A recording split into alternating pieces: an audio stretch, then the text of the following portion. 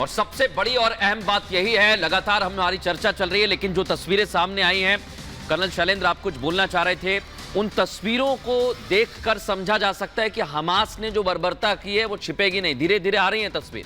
आप इसको रेसिप्रोकेट कर पाएंगे? नहीं कर पाएंगे, बिल्कुल आप इसे अवॉइड करना चाहेंगे।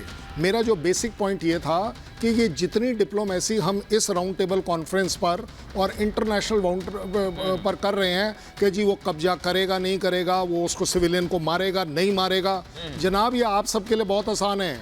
मेरे से पूछिए फौजी, अंदर घुसने के बाद किस किस के आई कार्ड चेक करूंगा कि कौन सिविलियन है कौन हमास है। What is Hamas? Hamas is civilian. मैं कौन कौन सी टनल जो घरों में निकल रही हैं उसमें आवाज लगाऊंगा कि हमास वाले बाहर आ जाओ बाकी अंदर रहो। Is it possible? There will be a damage, be rest assured.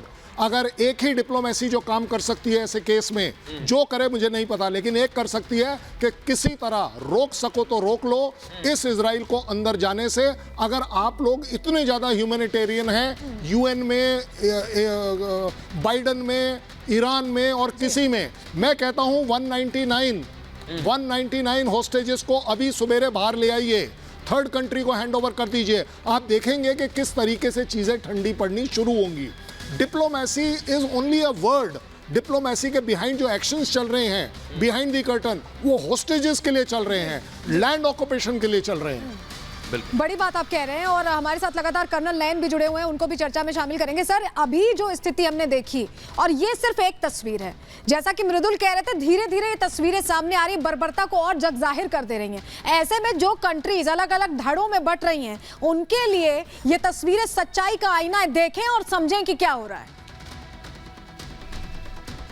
मिश्र का सवाल है, जब मैं आपके सवाल को अगर मैं दो पार्ट में आंसर करना चाहूंगा। जब तक मिश्र का सवाल है, वो पहले से ही फेवरेबल है अमेरिका के साथ में, और उसने अभी जो अरब देश है वहां के नजदीक, अपने जो अरब देश है ये वाले, इन सब की एक बैठक बुलाई। लेकिन ईरान जो है वो जरा थोड़ा सा पूरा एक अलग ग्रुप के साथ में जो उसने प्लान बनाया हुआ है उस पर चल रहा है।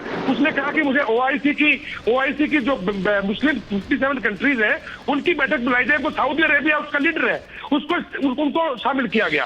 सऊदी अरब के जो प्रिंस है सलमान, उसने बात की इनके प्रेसिडेंट रईसी से और बातचीत चली। लेकिन मैं एक जगह एक बात यहाँ पे क्लियर करना चाहूंगा, थोड़ी सी अगर मुझे इजाजत मिले तो। देखिए, ये मोसाद कोई इतनी छोटी ऑर्गेनाइजेशन नहीं है। आप इसको लार्जर पर्सपेक्टिव में देखें। एक तरफ चीन, पाकिस्तान, कतर, आपका ईरान, उसके बाद इराक, सीरिया, लेबनान, जॉर्डन, ये सब में से 6-7 कंट्रीज ने मिलकर के ये हमास वाली प्लानिंग की है। चीन ने पैसा दिया।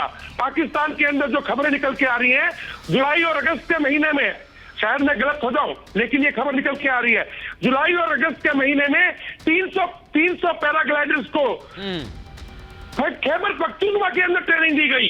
और सितंबर के लास्ट वीक के अंदर 50 लोग पाकिस्तान से जाके गाजा में बैठे हुए थे फाइनल प्रिपरेशंस के लिए।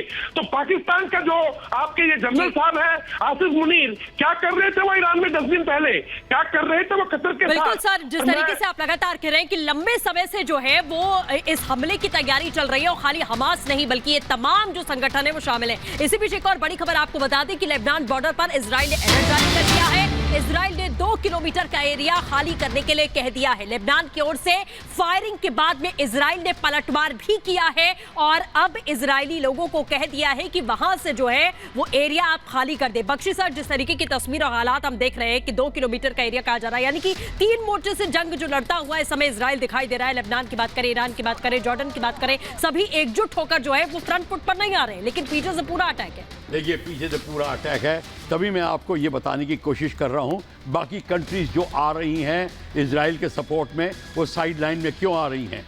वो इसलिए आ रही हैं कि कहाँ ज़रूरत पड़ेगी ज़रूर करेंगे, पर ये मैं बता दूँ इजराइल नहीं चुकेगा।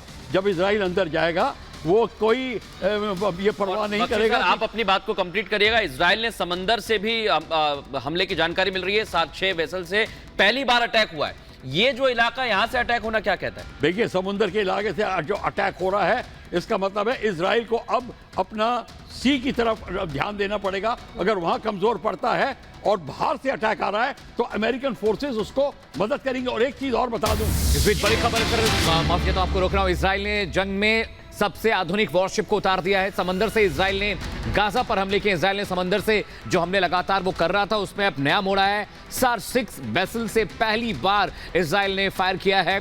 हमास के नेवल कमांडर पर इजराइल से समंदर में हमले किए गए। तस्वीरें उसी वक्त की हैं सर, और ये तस्वीर हम आपको दिखा रहे हैं। ये तस्वीरें उसी वक्त की हैं जब हमले हुए थे। बिल्कुल, और बहुत बड़ी तस्वीर ये देखने को मिल रही है। इससे ये समझा जा सकता है कि अगर मल्टी फ्रंट पर वॉर लड़ा जा रहा है तो उसका जवाब दिया जा रहा है।